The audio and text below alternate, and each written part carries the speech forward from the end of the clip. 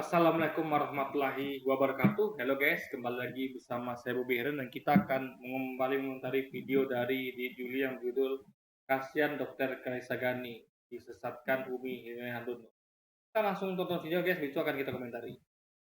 Alhamdulillah ini udah catatannya udah nambah. Nah mungkin kalau dari tentang pengertian kurban dalam Islam sudah masuk ke yang kedua, saya mau tanyakan itu dalil-dalilnya mungkin Umi apa saja di dalam Al-Quran maupun hadis yang terkait dengan berkurban ini.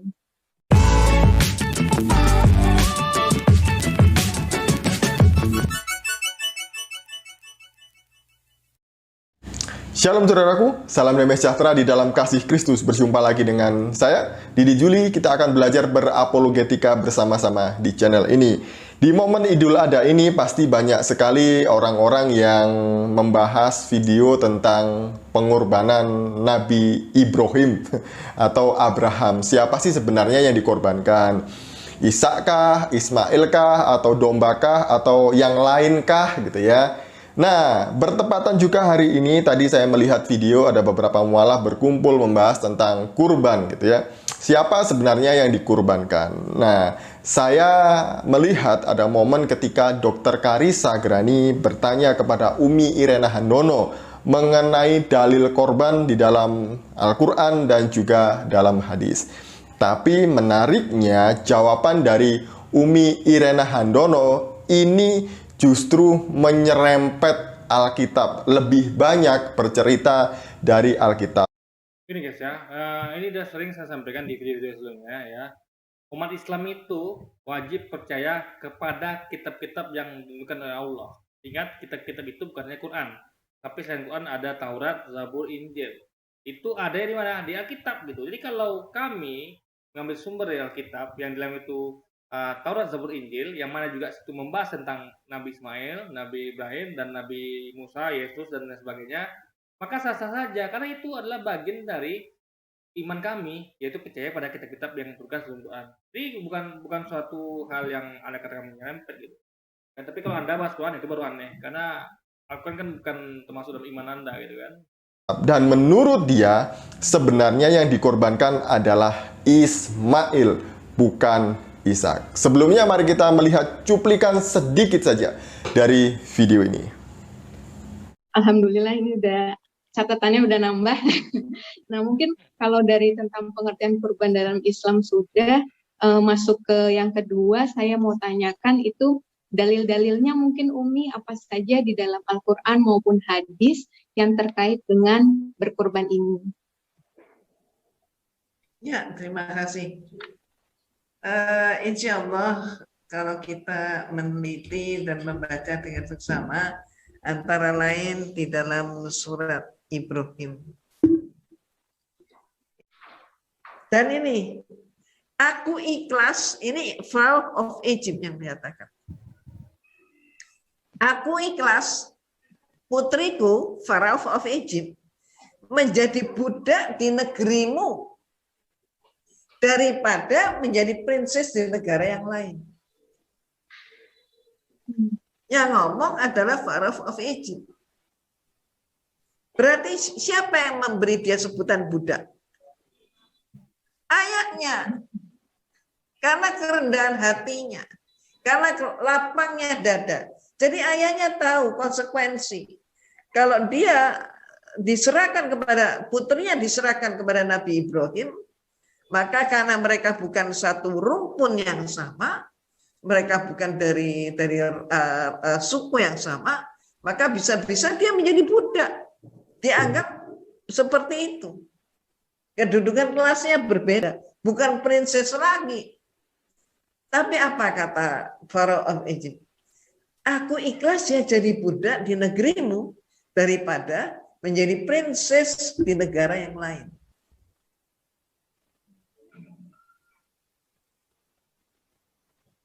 Jadi berarti menyimpulkan bahwa penyebutan budak berkulit hitam itu kan dari kalangan Israelian.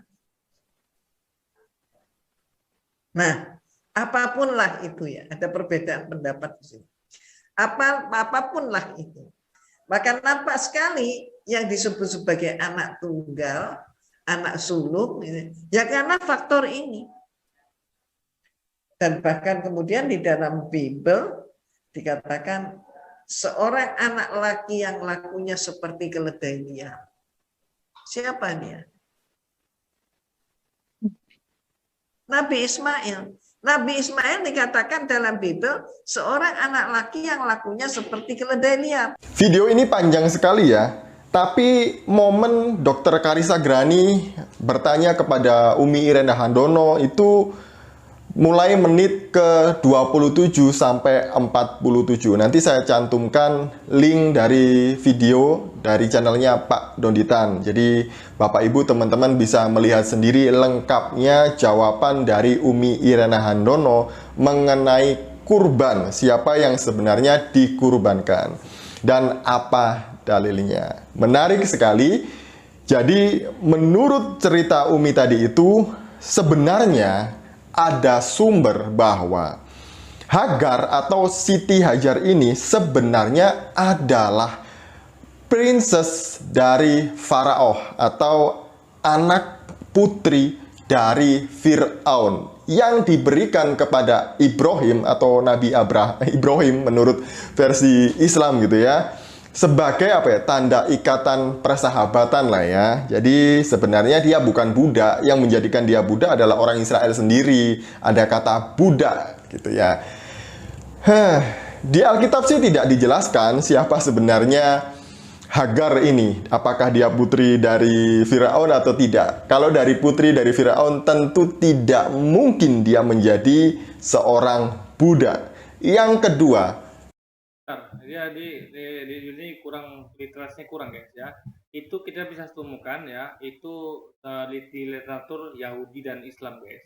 Jadi ini ceritanya ya. Jadi waktu itu karena istri dari Ibrahim sangat cantik ya, Siti Sarahnya sangat cantik, sehingga ketika dia ke Mesir itu ya ditakutkan nanti Firaun akan kesengsem sama istrinya dan akan mengambilnya gitu. Karena kita tahu Firaun itu di situ adalah hobinya suka sama perempuan cantik guys. Nah, Ibrahim karena takut dia berpura-pura mengatakan itu adiknya gitu. Nah, tapi Firaun tidak peduli dan tetap mengambilnya gitu kan. Nah, jadi itu di situ ada dua pendapat di situ ya, di literatur Islam dan Yahudi mengatakan yang pertama pendapatnya adalah ketika Firaun mengambil istrinya dari Ibrahim yang bernama Siti Sarah ya kan, atau Sarai, itu ditukar dengan anak perempuan ya guys, sebagai pertukaran gitu. Yang kedua ya, ketika sudah diambil, pendapat kedua, ketika sudah diambil isinya oleh Firaun di situ ya, Nabi Ibrahim kan berdoa, itu nggak ikhlas dia kan, isinya diambil Firaun. Lalu Firaun kena tulah guys, kena penyakit gitu, kena bala lah gitu kan. Firaun takut gitu, kan ini dia tahu karena perbuatan ini. Lalu dia kembalikan istrinya ke Ibrahim ini, kepada Ibrahim, ya kan, juga ke saudaranya, dan ditambah anak perempuannya, gitu. Karena dia takut gitu, karena dia tahu Ibrahim ini bukan orang sembarangan, adalah seorang nabi gitu. Jadi karena dia takut ya kena lebih jauh lagi, ya sudahlah, dia serahkan putrinya gitu untuk karena itu, karena memang beda kasta ya sudah gitu kan, namanya kan di situ terjadi adalah perbedaan kasta gitu, dalam artian perbedaan suku. Kalau dia Fir'aun ke ini jadi budak gitu guys. Jadi itu kisahnya kira-kira gitu. Jadi bukannya nggak mungkin gitu. Jadi Julianya kurang baca deh guys. perlu diingat bahwa Hagar bukan budaknya Abraham, tapi Hagar adalah budak dari Sarah yang diberikan kepada Abraham supaya Sarah mendapatkan anak atau keturunan dari Hagar ini. Nah, gini ya. Sebenarnya ya, karena Fir'aun takutnya sama Ibrahim ya, bukan sama Hagar. Bukan sama si Sarah. Jadi sebenarnya adalah Fir'aun memberikan itu budak ke Ibrahim. Nah, karena Sarah yang juga mengandung, dia kasih Sarah itu kepada Ibrahim ya, yang asalnya sebagai adalah milik Ibrahim gitu kan, untuk diperistri guys, untuk dinikahi gitu. Jadi dikasih itu bukan berarti itu punyanya Sarah, tapi diberi untuk dijadikan istri. Maksudnya tuh diberi izin lah gitu guys sebenarnya. Jadi dikasih izin untuk menikah dengan Abraham karena Sarah kan nggak punya anak gitu. Biar ada keturunan gitu. Tadi. Nah, apakah itu boleh? Boleh, dan ini sah secara hukum yang berlaku pada waktu Abraham masih hidup. Kita bisa menemukan di dalam prasasti yang ditemukan dalam Undang-Undang Hukum Hammurabi. Di sana dijelaskan bahwa jikalau seorang nyonya tidak bisa mempunyai keturunan dari tuannya atau tidak bisa memberikan keturunan bagi tuannya, maka boleh mengambil budak perempuan untuk diberikan, ditiduri oleh Nyonya bagi tuannya. Ingat, Ibrahim ada orang soleh, dia tidak meniduri Hagar, tapi dia menikahinya, guys. Ya, ingat, dia dinikahi gitu. Ya. Jadi Ibrahim jangan dikira Ibrahim itu adalah orang yang yang bebas gitu. Jadi tidur sama budak, enggak. Hagar itu dinikahinya, guys. Jadi Siti Sarah itu memberikan izin ya untuk Ibrahim menikahi Hagar, sehingga istrinya jadi dua. Istrinya yaitu istri pertama namanya Sarah, istri kedua namanya Hagar ya. Jadi anaknya tuh adalah anak kandung Ibrahim juga gitu. Jadi baik anak dari pihak Sarah maupun dari pihak Hagar itu anak kandung. Karena Hagar sah dinikahi oleh Ibrahim. tuannya, supaya nanti anak yang dari budaknya ini bisa menjadi anak dari nyonyanya. Jadi ini adalah hukum Hammurabi. Ya, dia bicara mengenai hukum Hammurabi, tapi itu gini loh guys. Itu hukum ya yang ibaratnya gini loh. Misal di Indonesia berlaku hukum ini gitu, ya kan? Tapi bagi orang saleh itu nggak berlaku, ya. Nggak, orang saleh Ibrahim nggak ngambil hukum itu. Dia menikahi baik-baik Siti Hagar karena dapat izin dari istrinya. Alias dia poligami. Anda bisa baca kitab itu Hagar dinikahi, bukan ditiduri ya, dinikahi. Berbicara seperti itu. Dan kemudian kalau kita menanggapi apa yang disampaikan oleh Umi Irena Handono tadi itu ya, bahwa sebenarnya yang dikorbankan adalah Ismail, bukan Ishak. Ya, mungkin kalau kita sering mendengar pembicaraan mereka, ceramah mereka gitu ya, orang Kristen itu mengubah teks Alkitab gitu ya, mengganti Ismail jadi Ishak gitu ya. Jadi Alkitabnya sudah diubah-ubah. Mana ada gitu ya. Kitab suci orang Kristen itu masih sama, perjanjian lama maksudnya. Perjanjian lama itu masih sama dengan kitab sucinya orang Yahudi. Persis, bahkan Yahudi itu kitab sucinya Talmud ya, Talmud ya. Di mana situ dituliskan Yesus di neraka. Ya. Kalau kitab sucinya sama, ya kan? Itu gini loh guys, kalau itulah kitab suci Yahudi sama, kenapa diambil sama Kristen gitu? Padahal itu kan kitab sucinya sama Yahudi gitu. Itu yang pertama. Kedua, Yahudi tidak mengakui Yesus gitu. Jadi bagaimana bisa ya kan? Kitab Quran ini sama gitu guys. Sedangkan Yahudi aja menolak Yesus gitu. Ya kan? Paham kan? Jadi dia ada dia harus kasih bukti mana bagian sama. Karena gini ya, faktanya kitab suci umat Kristiani itu ditemukan dalam bahasa Yunani. Apakah kitab suci umat Israel itu dalam bahasa Yunani juga? Kan belum tentu. Makanya harus ditunjukkan mana kitab suci umat Israel itu ya yang Talmud tadi, bermana perjanjian lama yang Taurat. Coba dijejerkan itu. Itu baru kita bisa ketahui faktanya guys. Titik komanya sama. Kalau orang Kristen mengubah-ubah isi perjanjian lama ini, tentu orang Yahudi juga akan marah. Bukan orang Islam yang marah, orang Yahudi dulu yang marah. Karena kitab sucinya diubah oleh orang Kristen. Nah, apa hubungan Yahudi sama Kristen? Yahudi tidak mengakui Yesus gitu. Aneh nggak guys? Anda merasakan aneh nggak? Yahudi aja gini loh, Yahudi tidak mengakui Yesus, ya kan? Dan antara mereka mengakui Yesus, Tuhan lagi.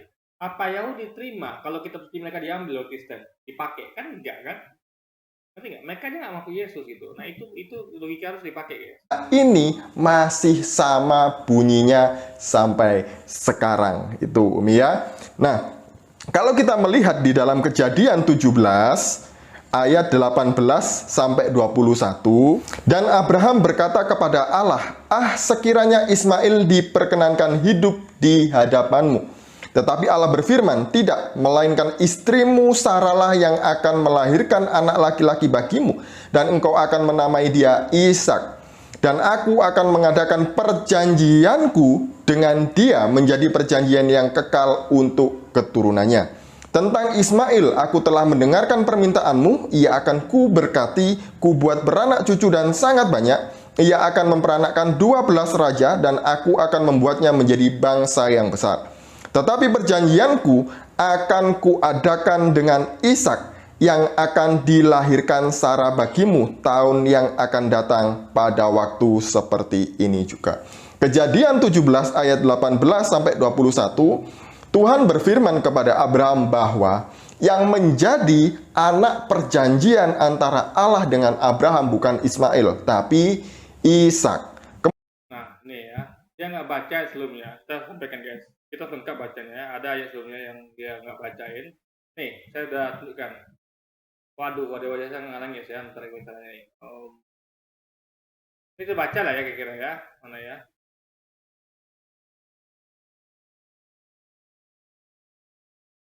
Oke, guys, ini kayaknya agak payah nih. Apa? Gimana caranya ya? Minimize, geser. Nah, coba guys. Kejadian berapa ya? Dia agak kecil ya. Ntar 17 kah? 17 kah? Kan?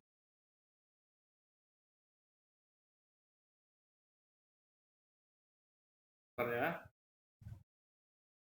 Nah,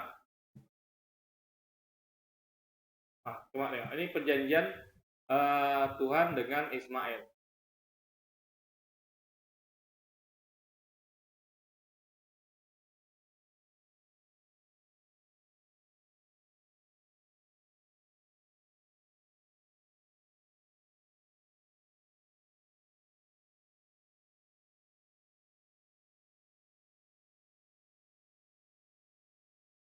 Mana ya? Ntar guys. Nah, nih, ini dia nggak baca lengkap guys ya. Coba kita baca ya, nih. Nih dari sini.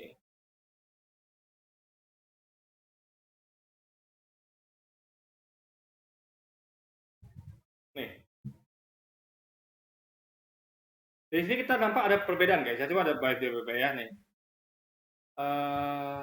Lagi firman Allah kepada Abraham. Ini yang tadi juga ya, tapi konteks yang sebelumnya gitu. Lagi firman Allah kepada Abraham, dari pihakmu, engkau harus memegang perjanjianku. Engkau dan keturunanmu turun-temurun. Inilah perjanjianku yang harus kamu pegang. Perjanjian antara aku dan kamu serta keturunanmu. Ya, waktu itu ingat belum ada Isa ya, Isa belum lahir ya. Ini baru ada Ismail umur 13 tahun guys. Yaitu setiap laki-laki ya, ingatlah ini perjanjian antara aku dan kamu serta keturunanmu. Jadi Allah itu membuat perjanjian itu sama. Bentar, ini yang pasti perjanjian dulu sama kita satu guys ya. Ini perjanjian apa kepada Abraham dan keturunannya ya. Yang waktu itu yang ada tuh Ismail ya. Aku lagi firman Allah kepada Abraham, dari pihakmu engkau harus memegang perjanjianku, engkau dan keturunanmu turun temurun. Inilah perjanjianku yang harus kamu pegang, perjanjian antara aku dan kamu serta keturunanmu, yaitu setiap anak laki di antara kamu harus disunat, haruslah dikerat kulit ikatanmu, dan itulah akan menjadi tanda perjanjian antara aku dan kamu. Jadi ada perjanjian lain guys gitu, sebelum yang tadi itu kan. Nah, anak yang berumur 8 hari harus disunat, yakni setiap laki-laki di antara kamu turun temurun, baik yang lahir di rumahmu maupun yang dibeli dengan uang dari salah seorang asing, tapi tidak termasuk keturunanmu. Berarti guys, semuanya guys, baik keturunannya maupun laki-laki siapapun itu yang ada di rumahnya guys, maupun budak ya, yang dibeli dengan uang dari seorang asing itu adalah budak itu, tapi tidak masuk keturunanmu. Jadi semuanya guys gitu. Orang yang lahir di rumahmu, nah jadi yang semua orang yang lahir di rumahnya ya, siapapun itu, dan orang yang engkau beli dengan uang ya harus disunat. Jadi budak pun ya dibeli pakai uang kan budak, itu sunat gitu. Maka dalam dagingmu lah perjanjianku itu jadi perjanjian kekal. Nah, ini kekal perjanjian lo guys. Nah. Dan orang yang tidak sunat, yakni laki-laki yang tidak dikerat kulit katanya, maka orang itu harus diniatkan dari antara orang-orang sebangsanya. Luar biasa. Jadi kalau nggak disunat, ini berarti ini ngeri guys. Ini perjanjian kekal ya. Sampai kekal itu berarti sampai akhir zaman. Berarti ini perjanjian yang sangat penting gitu. Karena hukumannya, tahu hukumannya, kalau orang itu tidak dikerat katanya, maka orang itu harus diniatkan dari antara orang sebangsanya. Berarti ini ngeri guys hukumannya gitu. Makanya harus sunat ya. Makanya makanya kalau ada orang nggak sunat nih, ini berarti dia harus dilenyapkan dari antara orang sebangsanya. Ia telah mengingkari perjanjianku. Gitu. Jadi perjanjian sunat itu guys kekal guys gitu untuk Ibrahim dan keturunannya serta orang-orang yang dikuasainya gitu, ya di rumahnya maupun yang dibelinya dengan uang guys. Selanjutnya Allah berfirman kepada Abraham tentang istrimu Sarai, janganlah engkau menyebut dia lagi Sarah, tapi Sarah itu namanya. Itu yang tadi kan. Aku akan memberkatinya dan daripadanya juga aku akan memberikan kepadamu seorang laki-laki, bahwa aku akan memberkatinya sehingga menjadi ibu bangsa-bangsa. Raja-raja bangsa-bangsa akan lahir daripadanya. Lalu tertunduklah Abraham dan tertawa. Setelah berkata dalam hatinya, mungkinkah bagi seorang yang berumur 100 tahun melahirkan seorang anak, dan mungkinkah Sarah yang telah berumur 90 tahun itu melahirkan seorang anak? Dan Abraham berkata kepada Allah, sekiranya Ismail diperkenankan hidup di hadapanmu. Tapi Allah berfirman, tidak, melainkan istrimu Sarah lah yang akan melahirkan anak laki-laki bagimu. Ya kan? Dan engkau akan menamai dia Ishak, dan aku akan mengadakan perjanjianku dengan dia. Gitu. Jadi perjanjian yang kekal untuk keturunannya. Jadi Allah membuat perjanjian kepada Ibrahim dan juga kepada Ishak guys, yang nanti gitu. Nah, jadi perjanjian ada dua ya, ingat ya, ada dua ya. Nih. Dan tentang Ismail, aku telah mendengarkan permintaanmu. Jadi Ibrahim itu meminta deh kan, seandainya Ismail diperkenakan hidup gitu, ya kan? Didengar oleh Allah. Jadi aku telah mendengarkan permintaanmu, ia akan kuberkati. Diberkati Allah guys Ismail. Ya. Kubuat banyak cucu sangat banyak dan ia akan memperanakan 12 raja Israel dari Israel guys. Ya. Dan aku akan membuatnya menjadi bangsa yang besar. Jadi 12 raja ya. Tapi perjanjianku akan kuadakan dengan Ishak yang akan dilahirkan Sarah bagimu tahun yang akan datang pada waktu itu juga. Jadi ada dua perjanjian guys. Jadi kepada Ishak nanti yang tahun akan datang, dan sekarang yaitu perjanjian yang kekal bagi Abraham dan keturunan serta orang-orang yang dikuasai ya guys. Nah, setelah selesai berfirman pada Abraham, naiklah Allah meninggalkan Abraham. Setelah itu Abraham memanggil Ismail anaknya dan semua orang yang lahir di rumahnya, juga semua orang yang dibeli dengan uang, yakni setiap laki-laki dan istri rumahnya.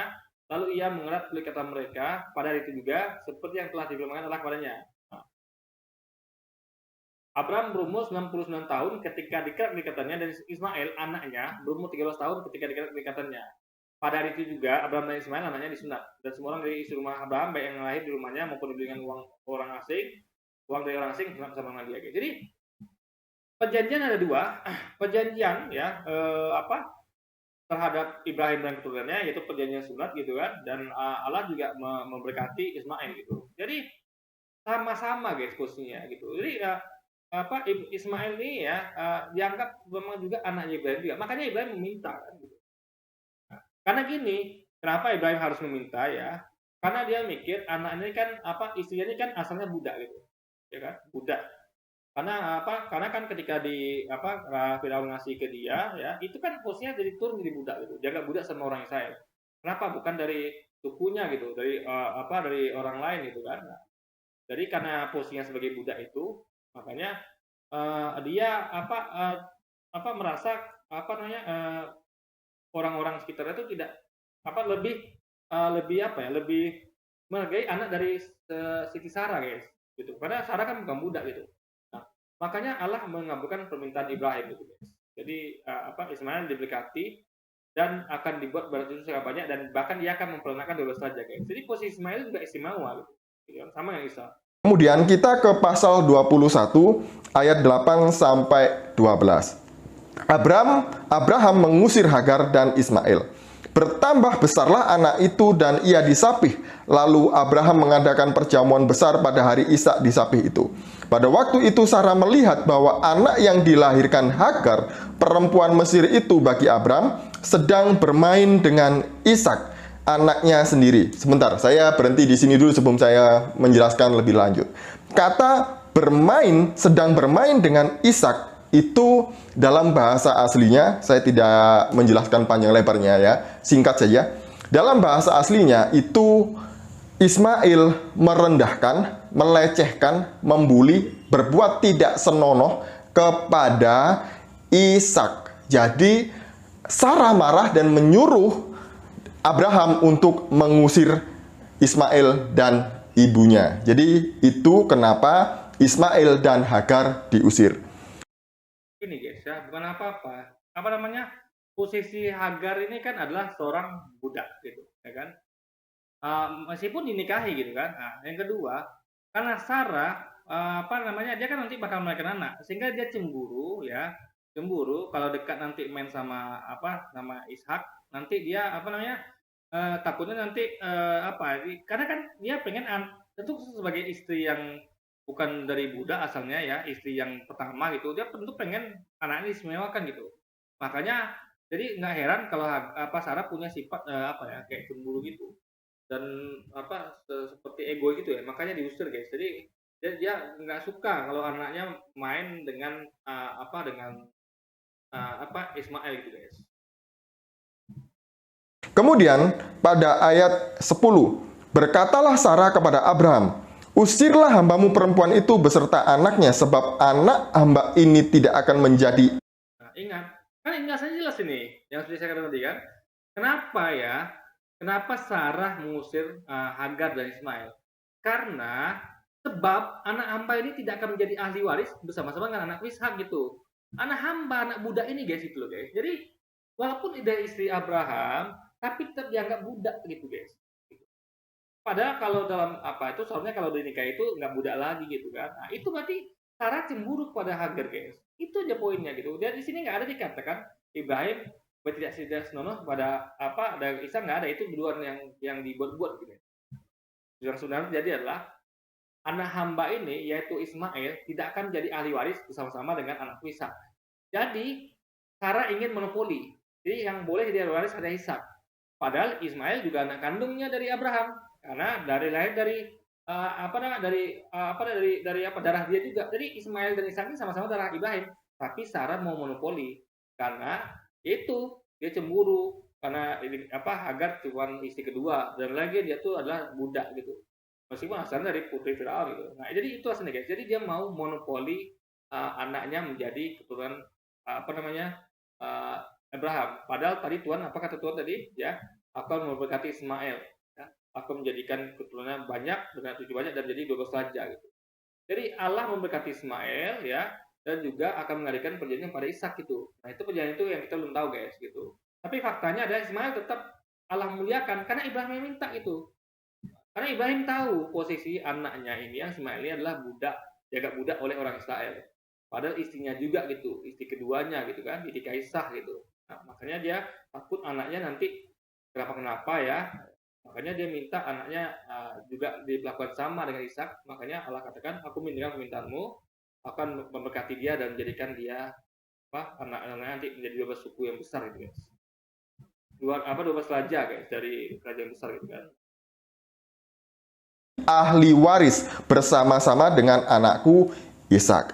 Jadi ketika seorang nyonya sudah mendapatkan keturunan yang sah, maka seorang hamba, anak dari hamba tadi itu tidak akan menjadi ahli waris. Yang menjadi ahli waris adalah anak sah dari.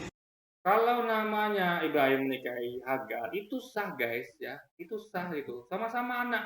Kalau nggak sah, kenapa Ibrahim minta sesuatu kepada Allah terhadap Ismail? Karena itu anaknya juga gitu, anak kandungnya gitu guys. Jadi dalam logika aja, kalau ada saya misalnya ada dengan perempuan lahir anak, itu anak saya gitu, anak saya juga anak kandung gitu. Jadi nggak bisa Sarah ini monopoli ini hanya mentang-mentang si Hagar ini budak gitu guys. Karena itu gimana pun itu juga anak Ibrahim dan Ibrahim menikahinya gitu. Nyonya tadi bukan anak dari budaknya. Kemudian ayat yang ke-11, hal ini sangat. Jadi dalam artian ini dijuli dan menuduh kalau Ibrahim ini adalah seorang yang mengikuti hukum Hammurabi. Ya, adalah bukan orang soleh guys. Kita ingat ya, Ibrahim itu orang soleh. Makanya kenapa Allah tadi memberikan keistimewaan pada Ibrahim, perjanjian kekal sunnah. Karena dia orang soleh itu. Makanya dia mungkin melakukan hal yang hukum Hammurabi. Itu hukum dibuat untuk orang bebas, bukan untuk orang-orang yang soleh guys. Ibrahim tidak mengikuti hukum itu, tapi dia menikahi Hagar ya, dan itu izin dari istrinya gitu kan, si Sarah gitu guys. Menyebalkan Abraham oleh karena anaknya itu. Tetapi Allah berfirman kepada Abraham, janganlah sebal hatimu karena hal anak dan budakmu itu. Dalam segala yang dikatakan Sarah kepadamu, haruslah engkau mendengarkannya. Nah, ingat, ini harus dibaca baik-baik ya. Hal ini sangat menyebabkan orang oleh karena anak itu. Oleh karena apa? Karena anaknya digituin sama si Sarah, guys. Nggak dianggap sama Sarah ini sebagai ahli waris. Makanya dia sebal gitu. Karena Ismail ini gitu. Bukan sebal pada Ismail, karena Ismail itu diperlakukan seperti itu sama Sarah, guys. Nah, makanya Allah berfirman kepada Abraham, janganlah sebal hatimu karena hal anak dan budakmu itu, dalam segala hal yang dikatakan Sarah kepadamu, ya. Karena Sarah ini kan mengatakan itu kan dia cuma budak gitu. Padahal itu istrinya Abraham juga, dan itu anak kandung dia juga gitu.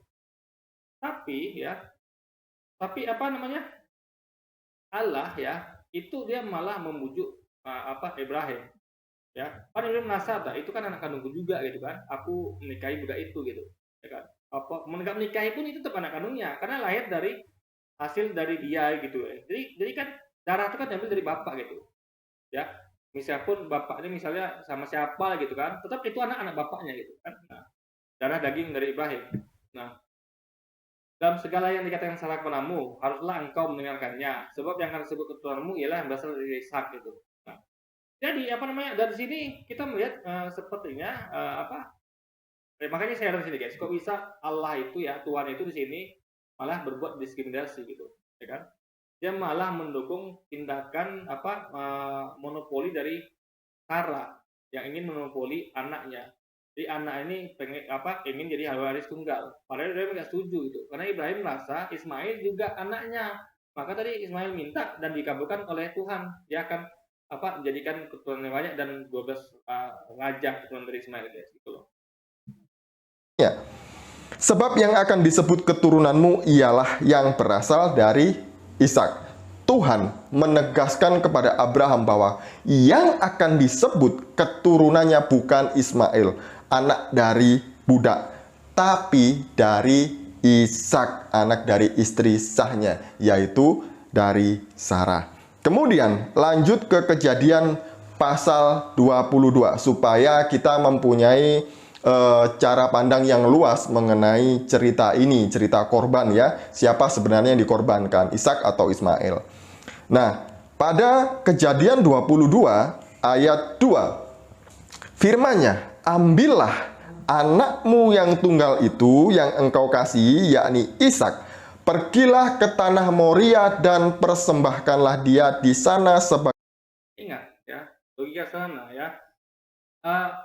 Ambillah anakmu yang tunggal itu yang kau kasih, kok bisa Ishak? Tadi siapa dikasih Abraham? Ismail. Kan Abraham sebal karena anaknya diperlakukan seperti itu oleh oleh Sarah. Makanya dia sebal gitu kan, kok anaknya diperlakukan seperti itu. Tapi kan Tuhan membujuknya.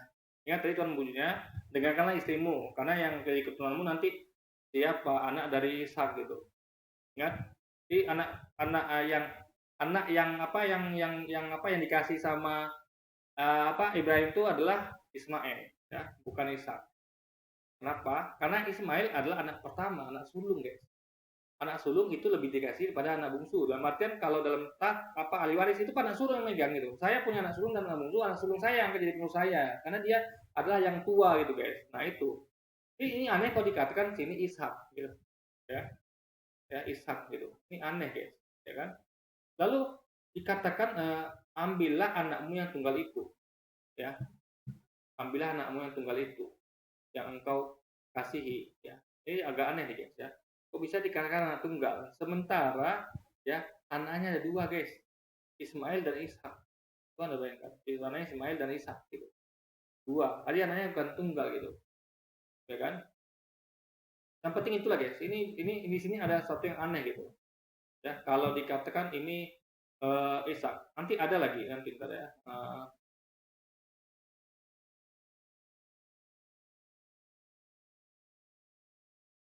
Nah, di bawah ini guys, nanti kalian dibuatnya, di bawahnya, bentar ya. Di bawahnya akan kelihatan ya.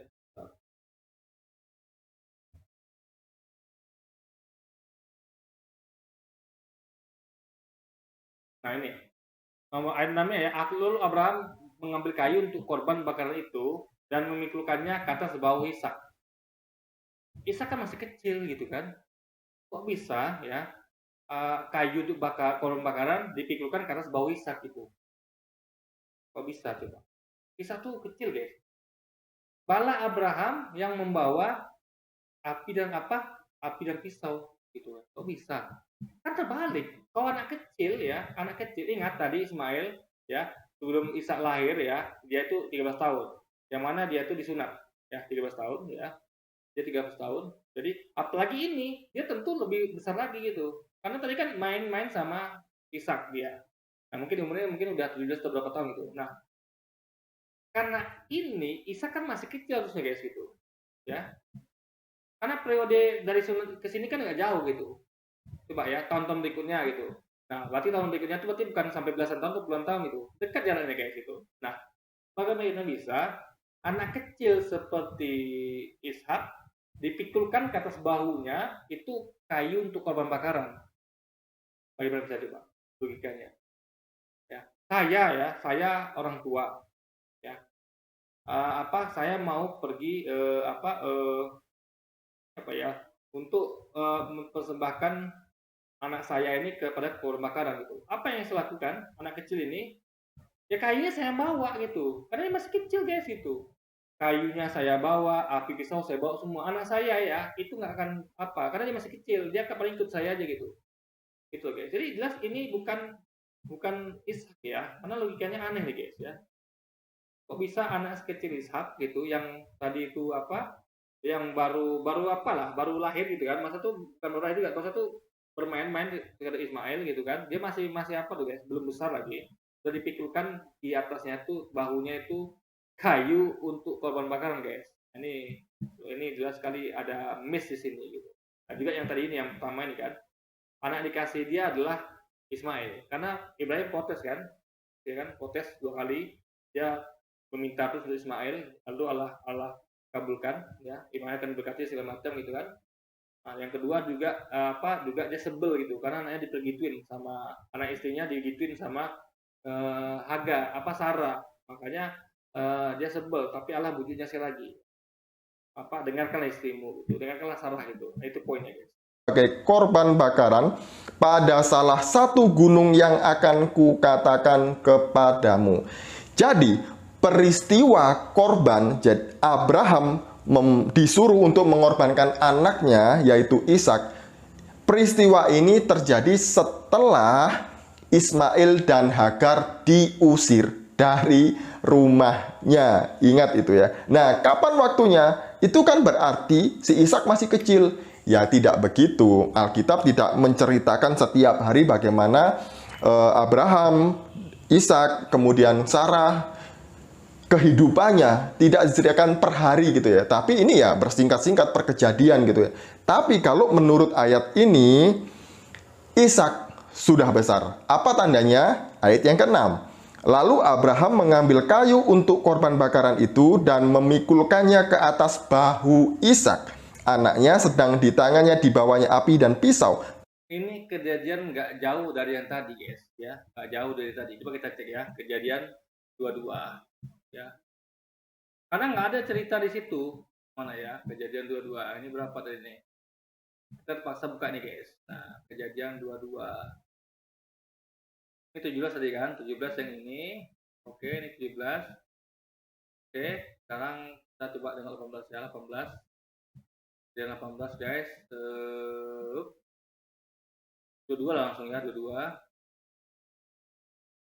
Nah, kita tengok konteks lengkapnya guys.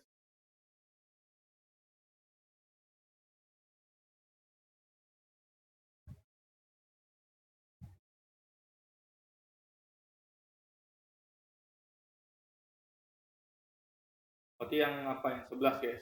Kita katakan dulu ya, yang 11 tampil kejadian 21 guys. 21. Jadi 17 ke 21 dekat ya guys, kedua-dua nih kan. Nah, 21 aja Ishak baru lahir guys nih. 21 Ishak baru lahir. Tadi 22 kan. Nah, berarti dekat jaraknya guys gitu. Nih, 21 Ishak lahir nih, baca di bawah ini, Ishak lahir. Nah. Nih.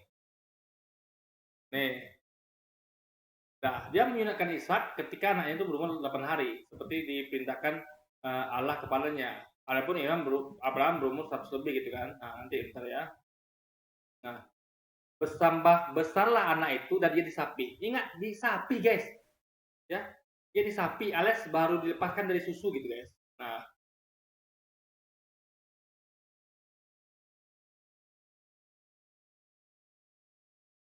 jadi ini masih kecil guys, karena dia masih baru disapi. Jadi kira-kira itu kalau anak yang baru lepas susu itu umur 3 tahun lah ya kira-kira. Nah,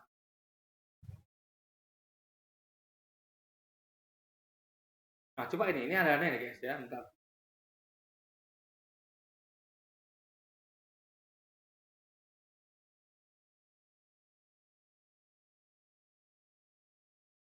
Nah ini guys, coba aneh guys. Nih, coba Anda bayangkan ya nih. Coba Anda bayangkan ya. Tadi anaknya Agar siapa? Ismail, ya kan? Ismail berapa umurnya? 17 tahun guys ya. Ingat ya. 17 tahun ya. Karena tadi 13 tahun kan itu Isa belum lahir. Nah, sekarang ketika Isa udah umur 3 tahun lagi kira-kira karena dia disapi kan, ya kan? Nah, dia apa namanya? Udah setahun lah. Nah, coba Anda bayangkan nih. Ini lucu guys. Ini lucu sekali. Anda harus pakai logika Anda ya nih. Nih. nih. Keesokan harinya, pagi-pagi Abraham mengambil roti serta sekirbat air dan memberikannya kepada Hagar. Ia meletakkan itu beserta anaknya di atas bahu Hagar. Kemudian disuruhnyalah perempuan itu pergi. Anda bayangkan ya, Ismail yang segede itu diletakkan di atas bahu Hagar, guys. Luar biasa. Bisa gitu. Kok bisa? Kok bisa Ismail diletakkan di atas bahu Hagar ya? Anak udah 17 tahun diletak di atas bahu Hagar bersama dengan roti serta sekibak air guys. Gimana caranya? Coba Anda bayangkan nggak? Coba Anda bayangkan ya. Ini makanya guys, ini bukti kalau kita dari ubah guys. Ini aneh guys, ini absurd loh. Saya bukan menghina ya, sekali lagi karena Anda pakai logika aja ya. Keesokan harinya, pagi-pagi Abraham mengambil roti serta sekirbat air dan memberikannya pada Hagar. Ia meletakkan itu beserta anaknya di atas bawah Hagar. Ini anak mana coba? Ini bisa jadi Ishak guys, karena Ishak yang masih kecil, yang masih 3 tahun gitu. 3 tahun masih bisa letakkan di bahu guys, masih kecil gitu. Ya kan? Nggak mungkin anak 12 tahun letakkan di bahu guys. Anda udah tangkap logikanya. Makanya kita harus baca ayat guys, kita harus cerdas itu. Jangan kita membaca cepat gitu kan.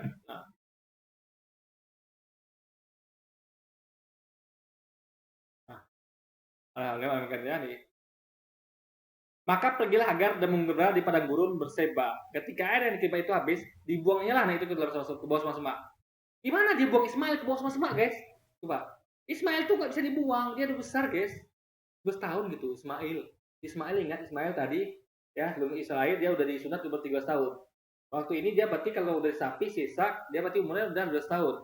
Gimana caranya coba? Gimana cara Hagar menggendong Ismail di bahu? Yang pertama harus jawab nih di Juli. Yang kedua bagaimana cara Hagar membuang Ismail ke semak-semak? Yang bisa dibuang kan anak kecil guys, anak umur 3 tahun kan dibuang ke semak-semak gampang. Orang besar gimana dibuang semak-semak coba. Ini aneh guys, absurd. Mohon maaf ya sekali lagi ya. Ini di sini jelas. Jadi yang berubah ini jadi nggak sempurna merubahnya sehingga ada yang kececeran guys gitu. Jadi ini ada satu keanehan gitu kan.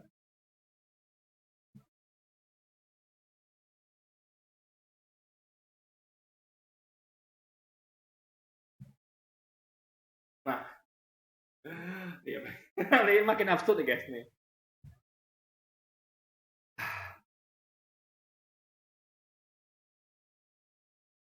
Allah mendengar suara anak itu. Lalu malaikat berseru lalu malaikat Allah berseru dari langit kepada Hagar. Katanya kepadanya, "Apa yang kau susahkan Hagar? Jangan takut, sebab Allah telah mendengar suara anak itu di tempat yang terbaring." Ya. Jadi Ismail terbaring di bawah semak-semak, guys. Kenapa bisa coba? Bangunlah, angkatlah anak itu dan bimbinglah dia. Sebab aku akan membuatnya menjadi bangsa yang besar. Gimana cara Hagar mengangkat Ismail, guys? Anda pernah berpikir nggak? Gimana caranya Hagar mengangkat Ismail? Ada 3 pertanyaan situ, guys. Ya.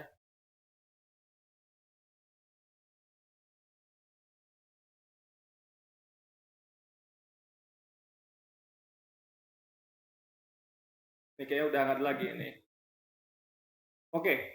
Jadi itu jelas ya, di sini ada keanehan ini. Jadi ini kita, kalau kita ini pakai logika, ini seharusnya Ishak guys, karena Ishak yang bisa diletakkan di sebuah Hagar, ya kan?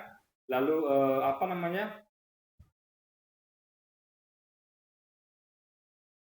Lalu apa namanya?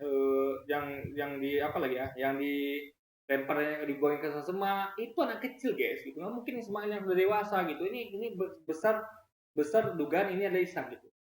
Cuman diganti namanya Ismail gitu, karena aneh guys, aneh gitu. Di sini tidak ada disebut ya, bentar. Nah, di sini tidak ada disebut Ishak atau Ismail kan?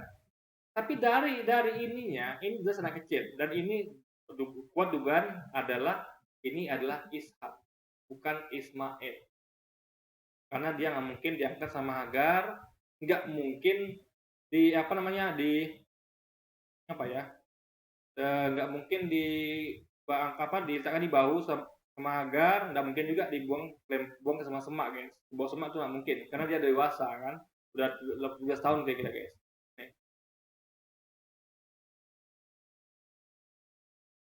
Nah ini pun dia meletakkan itu beserta anaknya dari sebuah Hagar gitu kan. Nah ini anaknya adalah anak Abraham, nanti dia sebagai anak siapa? Ishak guys, bukan Ismail itu.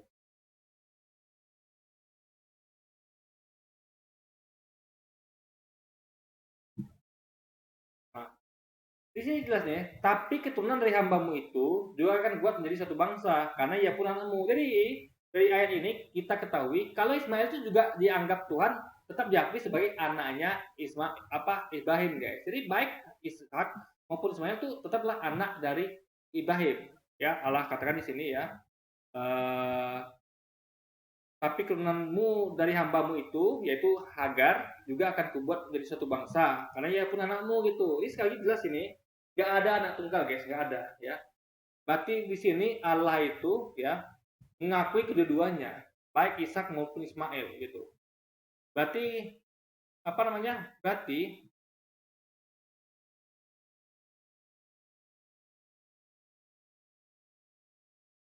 nah, jadi kita sekarang bertanya, ini siapa yang dibawa sama Abraham pagi-pagi itu? Ya. Nih.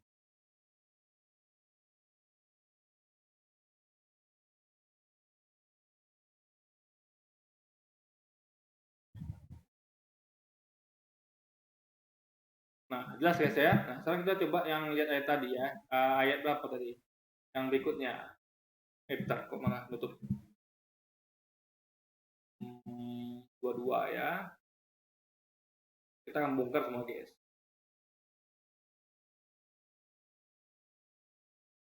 Nah, dua-duanya. Nah, ambillah anak-anakmu yang, jadi ini juga nampak tadi kan, kok bisa anak kecil ya, ingat, ini kan sambungan tadi nih, berarti kalau tadi itu anak kecil, ini orang dewasa guys, berarti bukan anak yang tadi gitu, ingat anak tadi ya, nih anak tadi, ingat, anak tadi posisinya di mana, anak tadi ya, anak tadi posisinya ada di, ini 21 ya, anak tadi posisinya di mana ya, kita lihat. Nih.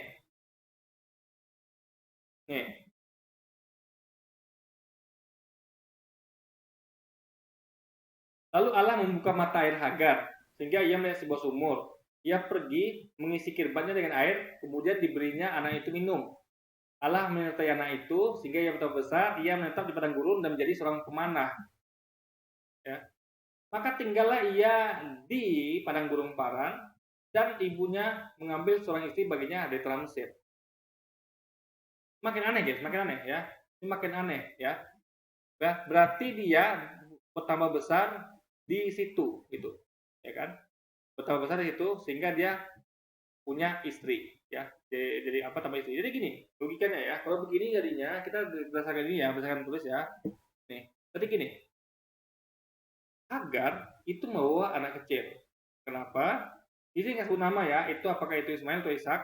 Tapi faktanya memang tadi yang kita ketahui dari tadi itu adalah Ibrahim selalu meminta supaya Ismail ini juga disamakan posisi dengan Ishak.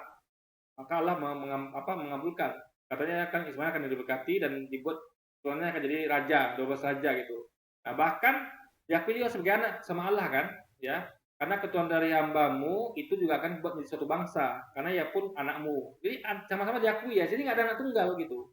Allah mengakui dua-duanya gitu, meskipun si Hagar Sarah nggak setuju ahli warisnya 2 gitu guys. Padahal Ibrahim merasa itu anaknya dan minta kepada Allah dan Allah kabulkan gitu kan. Nah itu jadi kalau kita baca konteksnya akan jadi jelas guys, ya di mana ceritanya gitu. Nah jelas ini Hagar membawa anak yang kecil, ya. Nah kalau kita lihat anak kecil ini berarti ini besar kemungkinan adalah Ishak, karena waktu itu yang kecil Ishak. Ismail sudah dewasa, sudah 11 tahun. Ya kan tadi seperti yang katakan tadi ya, dari kisah tadi di mana dia itu sunat umur 13, dari ini kejadian Ishak itu disapi. Berarti sudah lepas susu 3 tahun berarti kiranya. Karena nggak mungkin Ismail itu diletakkan di bahu Hagar, ya kan? Lalu jalan di bahu. Bagaimana coba? Anda bisa bayangkan nggak? Ini Hagar udah tua loh guys, udah tua. Membawa anak remaja udah tahun di sini, gimana coba? Ini pasti anak kecil, ini pasti Ishak guys, pasti Ishak. Kalau kita mengatakan Ishak, lalu dibuang ke bawah semak Ishak, karena anak kecil bisa dibuang guys. Ismail nggak mungkin, ya. Ismail itu paling didorong. Kalau dibuang itu ya, dibuang itu kan dari kapan berarti di tangan dibuang itu. Nah, lalu diangkat, dibimbing, diangkat nggak mungkin Ismail diangkat sama Hagar gitu. Jadi ini ngomong tentang. Dan ini lagi makin terbuka nih guys ya. Nih. Allah menyertai anak ya. Nih ya. Lalu Allah membuka mata Hagar sehingga ia melihat sebuah sumur. Ia pergi mengisi kirbatnya dengan air, kemudian diberinya anak itu minum. Ingat, anak kecil diberi minum ya. Karena kalau Ismail nggak mungkin, pasti dia yang ngambil air di sumur tuh ya. Karena kan udah remaja gitu kan. Masa dia nggak mau bantu emaknya gitu. Ini pasti anak kecil nih ya. Karena masih diberi air minum gitu.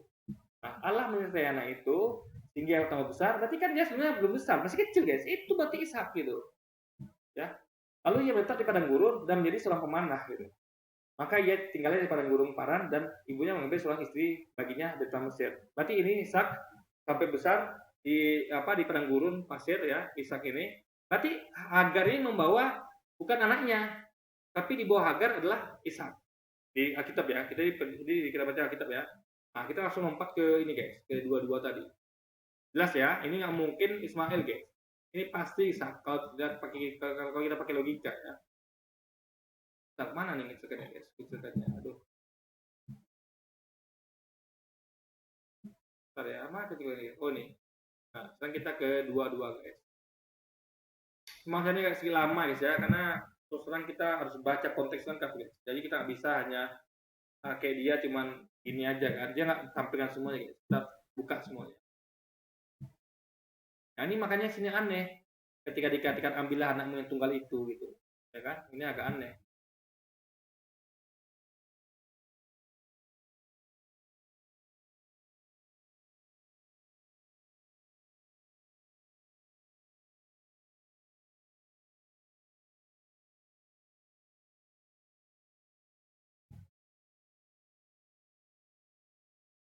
Nah, tadi Ishak di mana guys?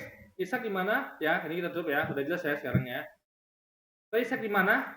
Ishak ada sama Hagar di padang gurun Paran. Berarti yang sama Ismail siapa? Sama Abraham siapa? Ismail guys.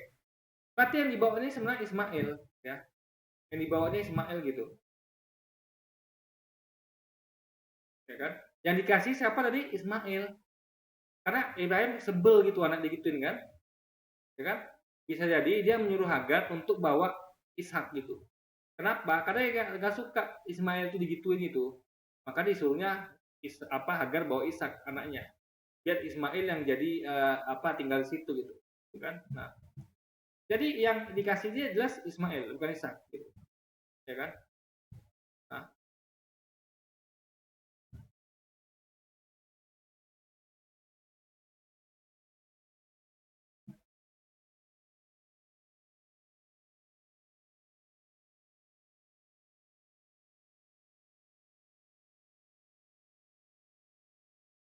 Nah, jelas poinnya ya. Nanti kita akan sambung lagi ya. Yang penting itu poinnya ya. Tadi Hagar bersama Ishak di padang gurun paran. Ini berarti Ismail. Demikianlah keduanya berjalan bersama-sama. Jadi Ishak sudah besar karena dia sudah bisa melakukan perjalanan jauh dan naik gunung dengan membawa kayu di bahunya. Dia skip ayat tadi kan, makanya ini. Dia nggak baca tadi ayat, dia nggak bacakan ayat sebelumnya kan, untuk kita bacakan. Jadi ayat sebelumnya jelas mengatakan ya, yang pergi sama Hagar itu adalah anak kecil, bukan Ismail. Karena Ismail waktu itu besar itu kan. Makanya nggak mungkin Ismail diletakkan di bawah Hagar guys, nggak mungkin. Ya, nggak mungkin, itu pasti anak kecil. Maka bisa diletakkan di bawah Hagar. Karena 3 tahun ya, habis itu dibuang ke dalam semak dan diangkat dan dibimbing guys. Lalu kan ini kan dibesarkan kan, ya dibesarkan di Paran kan, di padang gurun Paran kan berarti dari kecil itu. Kalau Ismail kan udah besar ya, 12 tahun itu kan udah besar itu. Belum dibesarkan macam apa lagi itu kan. Bahkan 12 tahun itu udah bisa nikah guys. Nah, main kan itu, berarti anak kecil itu apa? Ya itu tadi kan dia nggak sampaikan ayat itu guys. Ayat yang tadi nggak sampaikan dia, itu curang dia guys. Nah, makanya kalau dia sampaikan semuanya akan terbuka kayak gitu. Kalau dia kan main skip tadi kan langsung di situ gitu. Jadi semuanya menjadi jelas. Kalau dibawa Hagar itu adalah Ishak guys. Yang dibawa sama Ibrahim ini siapa? Ismail. Karena Ishak sudah ada di padang gurun Paran bersama Hagar. Berarti yang sisanya siapa? Ismail guys. Itu tanda bahwa anak ini kemungkinan besar sudah remaja. Dan lanjut di Kejadian 22 ayat 9 dan 13. Sampailah mereka ke tempat yang dikatakan Allah kepadanya. Lalu Abraham mendirikan mezbah di situ. Disusunnyalah kayu. Diikatnya siapa? Ishak, anaknya itu, dan diletakkannya di mezbah itu di atas kayu api. Jadi berdasarkan cerita ini Alkitab, yang mau dikorbankan oleh Abraham itu adalah Ishak, anak sulung. Karena Anda tidak bacakan lengkap, ya, karena Anda curang. Cuma Anda baca lengkap, Anda akan ketahuan. Nah, itu sebenarnya Ismail. Anak yang tunggal. Ya satu lagi ya, ingat. Tadi dia nggak bacakan itu guys, yang saya bacakan tadi. Makanya jadi nggak fair orangnya gitu kan. Kalau dibaca lengkap tadi kan tadi kan dikatakan Allah juga mengakui apa Ismail. Karena dia juga anakmu kata Allah kan. Ya kan? Dan tadi juga Allah memberkati kan apa Ibrahim protes. Seandainya kau berikan hidup kepada Ismail. Ya, akan mengabulkan permintaanmu. Dia akan kau berkati Ismail ini. Kenapa diberkati? Karena anaknya Ibrahim gitu. Ibrahim tuh ngerasa itu anaknya dan Allah kabulkan. Maka dikatakan tadi sama Allah ya, dia anakmu juga gitu. Berarti nggak ada anak tunggal guys. Ini berarti ini aneh nih kalau kayak gini nih ya. Allah aja mengaku itu bukan apa Ismail itu ada anaknya juga. Berarti kan ada anak tunggal berarti. Anaknya 2 berarti guys. Tuh. Bukan Ismail. Kemudian ayat yang ke-13, lalu Abraham menoleh dan melihat seekor domba jantan di belakangnya yang tanduknya tersangkut dalam belukar. Abraham mengambil domba itu lalu mengorbankannya sebagai korban bakaran pengganti anaknya. Tapi ketika Abraham mau menikam anaknya dengan pisau, malaikat Allah berseru kepadanya, jangan dikorbankan anakmu, jangan diapa-apain gitu ya. Tapi Tuhan menggantinya dengan seekor domba jantan yang tanduknya tersangkut di semak belukar. Jadi Alkitab mencatat dengan sangat jelas. Gimana mau jelas? Jadi yang saya sampaikan itu jelas guys ya, kan lengkap ya. Dia nggak lengkap deh kan. Ingat yang saya disampaikan dia kan. Nah, itu curangnya deh guys. Jadi yang lengkap itu saya guys. Ya memang Alkitab sangat lengkap gitu guys. Tapi ada sedikit miss gitu, keanehan ya.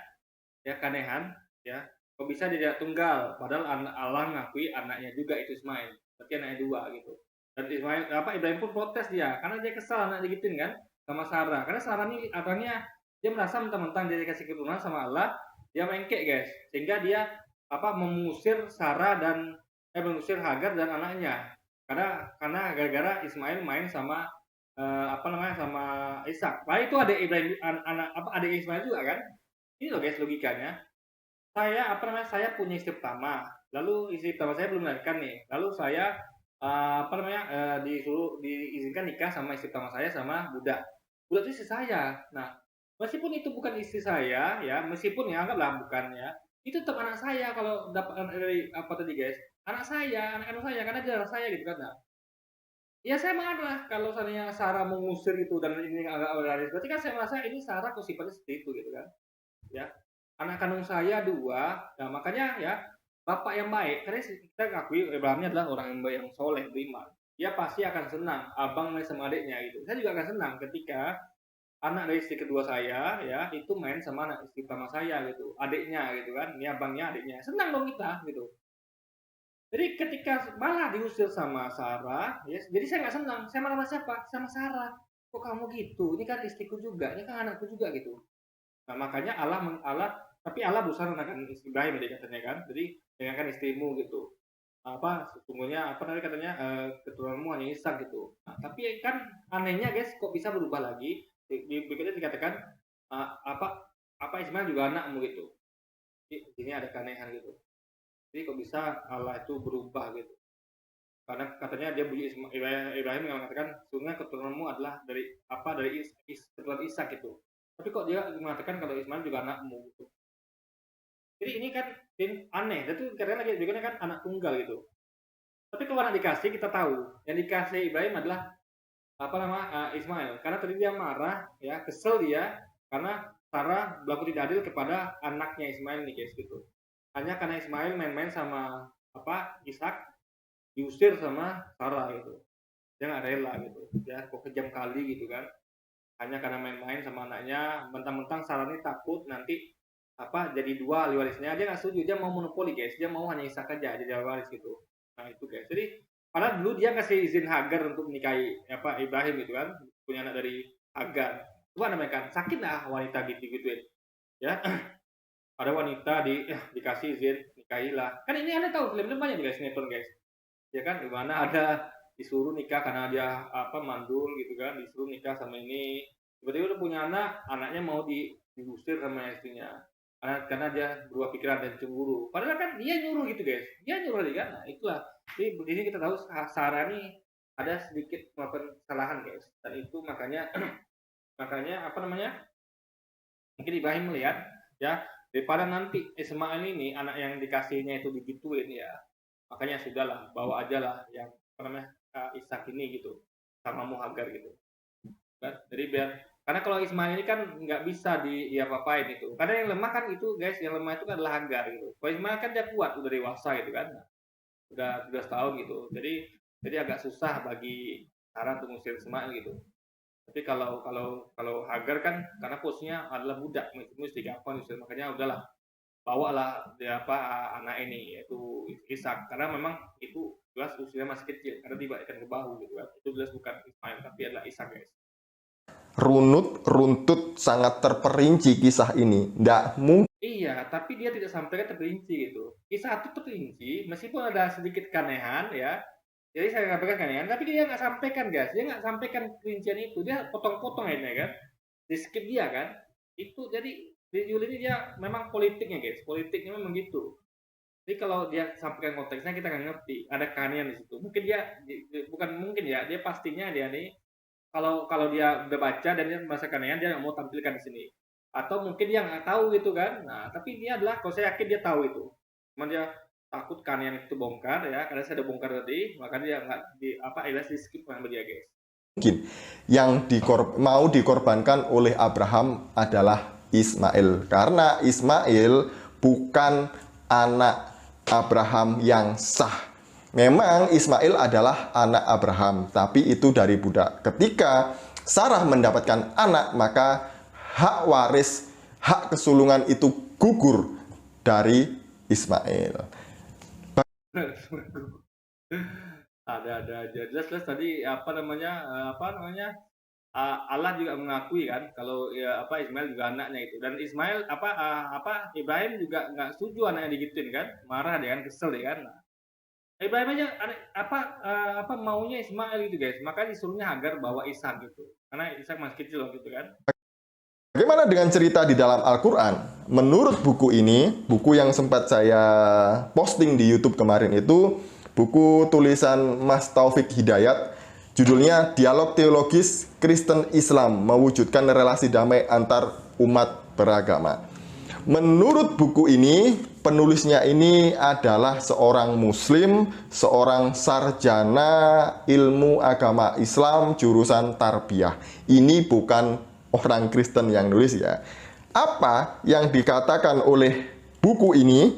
Siapakah yang dikorbankan? Jadi menurut buku ini, menurut sumber-sumber yang ada gitu ya, sebenarnya Al-Quran itu tidak mencatat secara jelas siapa yang dikorbankan, entah itu Ismail ataupun Ishak. Jadi saya akan membacakannya pada halaman 261. Setiap tahun umat muslim merayakan hari raya kurban yang mengkisahkan antara Ibrahim dan anaknya Ismail. Keyakinan perayaan kurban setiap tahun diadakan ini sebagai bentuk keteladanan dan ketaatan Ibrahim kepada perintah Allah. Al-Quran sendiri menceritakan mengenai kisah Ibrahim yang diperintahkan Allah untuk mengorbankan anaknya ini. Meskipun Al-Quran sendiri tidak secara eksplisit mengatakan bahwa anak tersebut adalah Ismail. Jadi menurut buku ini secara eksplisit tidak disebutkan anak itu yang mau dikorbankan Abraham adalah Ismail. Hal ini bisa dilihat dalam Al-Quran surah 37 ayat 102 yang berbunyi demikian. Maka tatkala anak itu sampai pada umur sanggup, berusaha bersama-sama Ibrahim berkata, "Hai anakku, sesungguhnya aku melihat dalam mimpi bahwa aku menyembelihmu, maka fikirkanlah apa pendapatmu." Ia menjawab, "Hai bapakku, kerjakanlah apa yang diperintahkan kepadamu. Insya Allah kamu akan mendapatiku termasuk orang-orang yang sabar." Dari keterangan ayat tersebut, memang secara eksplisit tidak disebutkan siapa nama anak yang akan dikorbankan Ibrahim.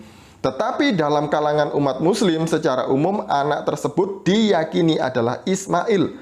Berikut ini beberapa tafsir mengenai surah 37 ayat 102 yang mengidentifikasikan anak tersebut ialah Ismail.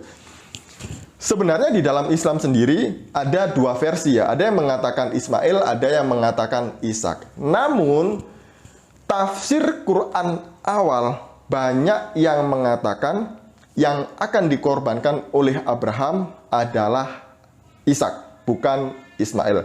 Termasuk At-Tabari sendiri, tafsir At-Tabari, tafsir yang sangat sahih gitu ya. Dia berpendapat bahwa yang akan dikorbankan oleh Ibrahim adalah Ishak, bukan Ismail. Ini juga ada di dalam buku ini. Saya akan membacakannya. Jadi saya akan membacakannya seperti ini. Gini, dia hanya membacakan bagian-bagian yang berpendapat bahwa Ishak gitu. Tapi kenapa yang bagian-bagian Ismail disampaikan? Nah, itu sebenarnya kajian panjang guys ya. Saya yang begini, yang menurut saya yang penting itu kan itu. Ya, karena kita udah lihat kalau dari versi kita tadi itu jelas Ismail. Apa alasannya? Karena ingat Hagar membawa anak kecil ya ke padang paran. Ya. Jadi anak itu hidup sampai dewasa padang paran ya, bahkan nikah di situ. Ya, diceritakan sama Hagar istrinya. Jadi anak Sarah sama Hagar guys, gitu. Ismail tetap sama Ibrahim, gitu. Nah, berarti waktu itu yang dibawa sama Ibrahim itu adalah Ismail, karena apa? Si Ishak sudah sama Hagar di padang gurun paran gitu. Bahkan dia sudah dan nikah pula gitu kan. Jadi dia itu profesi kita adalah Ismail gitu. Jadi dari dia sampaikan juga di sini yang pendapat yang mengatakan Ismail gitu. Tapi kalau dia baca kitabnya berbalik dengan logika ya, dia akan mengatakan itu Ismail. Jadi dia tidak percaya ini kok tulisannya Ishak nih. Saya bertanya, kok bisa Ishak di sini? Dan juga bisa anak tunggal gitu kan? Kan Allah ngakui kedua-duanya itu. Kalau Allah ngakui kedua-duanya, berarti nggak ada anak tunggal. Ya? Nggak ada. Anak tunggal adalah anak kalau dia itu misalnya saya hanya punya anak satu, itu bertunggal. Kalau punya anak dua, ya entah itu mau dari istri saya apa enggak, apapun itu anak haram guys ya, anak yang di luar nikah itu tetap anak kandung saya karena dia darah saya gitu guys. Loh. Ya, para mufasir awal seperti Ismail Muqatil bin Sulaiman yang karya utuh tafsirannya sampai kepada kita sekarang secara tegas menyebutkan bahwa anak yang akan disembelih itu ialah Ishak. Bahkan hingga abad ke-10 atau keempat Hijriah, jumlah riwayat yang pro Ishak dan pro Ismail masih berimbang. Hal yang dapat dilihat dalam tafsir At-Tabari gitu ya, yang merekam beragam pendapat para ulama terdahulu. Dalam oknum opusnya, Jami al-Bayan fi Ta'wil Al-Quran, Tabari mencatat 17 riwayat yang mengidentifikasikan Ishak sebagai korban.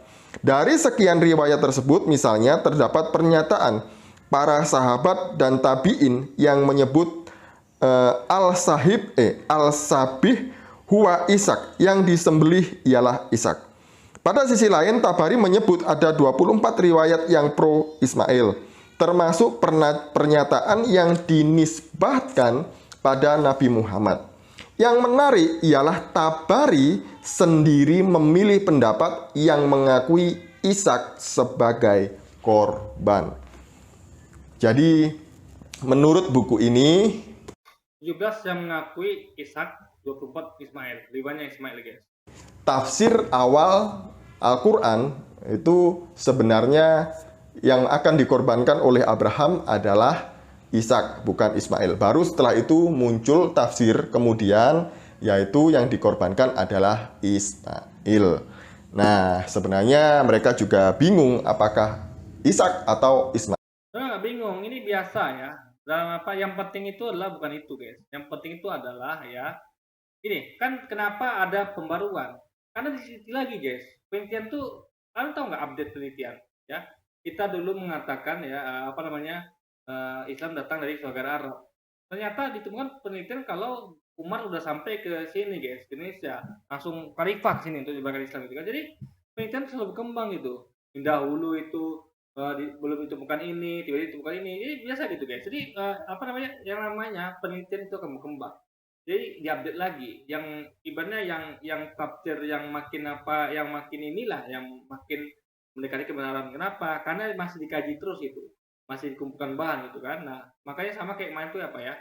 Yang kemarin tentang apa tuh saya lupa, guys ya. Tentang tafsir yang kayak apa ya, kayak dulu sama sekarang tuh saya pernah buat sebelumnya, saya lupa, guys ya, tafsir tentang apa itu, yang mana dulu itu kan belum ditemukan itu kan, sekarang ditemukan itu saya lupa mana saya buat videonya ya, itu udah ya saya karena banyak video saya lupa gitu, guys. Kita jadi kita langsung ya nanti videonya ya.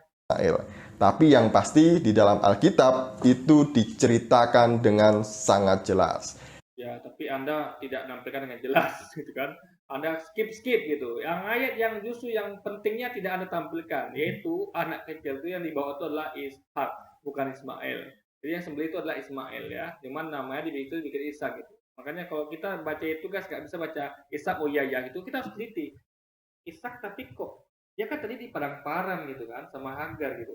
Kok bisa dia pergi sama Ismail? Yang tinggal sama Ismail kan yang kok bisa dia pergi sama Ibrahim? Yang tinggal sama Ibrahim kan Ismail gitu, guys. Kenapa? Karena tadi Ishak kan dibawa Hagar ke padang paran gitu, guys. Itu kita harus kritis gitu. Jangan hanya membaca oh Ishak gitu. Titik. Ini Ishak jangan ini orang salah tulis nama atau gimana gitu. Karena jadi dari kronologisnya kan bukan Ishak tapi Ismail, guys gitu. Yang akan dikorbankan adalah anak sah dari Abraham, yaitu Ishak. Tetapi tidak jadi dikorbankan. Kalau diakui sama Allah ya, itu Ismail anaknya ya juga diberkati, itu berarti diakui, guys gitu. Makanya Ibrahim sebel, kok Sarah begitu, ini anakku juga. Kalau dia nggak bakal sebel dia, bahkan jadi Sarah, ya udah Sarah tenang aja, ini orang dua akan kusir gitu.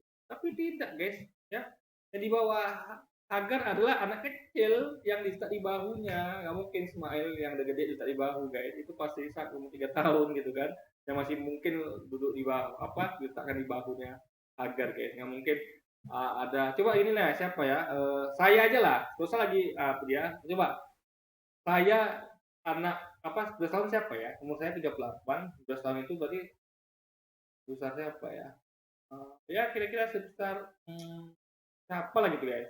Coba diletakkan di bahu saya, gimana caranya, guys? Letakkan di bahu saya gitu, satu bahu aja nggak mungkin ya kan, dua bahu aneh gitu, apa aja gitu. Coba anak 12 tahun letak di sini saya gitu, pas saya kira-kira apa ini Hagar perempuan itu ada keanehan kan, yang dia tidak kritis dan dia tidak tampilkan. Mungkin dia udah tahu Cuman dia malu untuk ngakuinya, maka dia sembunyikan itu guys. Itu berarti dia sembunyikan, dia tampilkan media kan. Nah, kita sayang bongkar guys, sayang tampilkan itu ayat. Dikorbankan adalah seekor domba. Sekian dari saya, semoga ini menjelaskan kepada kita semuanya tentang kebingungan-kebingungan itu dan memberkati kita semua. Salam. Jadi kenapa Anda nggak bingung? Karena Anda mengiyakan itu aja yang tulis itu. Kalau ada teliti ada keanehan di situ, ya kan? Banyak keanehan dan kita udah bongkar pakai logika. Ini siapa sebenarnya gitu kan? Nah, intinya adalah dan yang penting itu bukan itu guys, tapi adalah itu terjadi dan yang masih melaksanakan itu umat muslim, ya juga dengan sunat tadi. Ingat itu perjanjian sunat itu kekal ya. Kalau tidak melakukan itu ya, itu akan dilenyapkan dari bangsanya. Luar biasa guys, itu ancaman yang luar biasa, ancaman sangat menakutkan itu, dilihatkan di bangsanya. Kenapa Pakistan tidak melakukan itu, tidak melaksanakan perjanjian kekal itu? Ya ingat Abraham, keturunannya dengan orang-orang sisa rumahnya serta orang beli dengan uangnya dari orang asing. Berarti kalau gitu ya, semua orang yang dekat sama Ibrahim harusnya disunat gitu. Karena itu kekal. Nah, Yesus itu dekat sama Ibrahim, Nabi Muhammad dekat Ibrahim gitu. Kenapa? Karena Ibrahim adalah bapak segala nabi guys. Jadi luar biasa. Kalau tidak ikuti syariat itu kan, karena itu kekal pada perjanjian itu gitu. Jadi yang mengikuti siapa? Kurban tadi, umat Islam. Begitu siapa disunat umat Islam, umat Islam ngapain gitu kan? So, ya, kok bisa beda sendiri gitu guys. Oke, jadi mungkin sekian dulu video kita kali ini guys. Sampai jumpa lagi di video-video selanjutnya dan wassalamualaikum warahmatullahi wabarakatuh guys.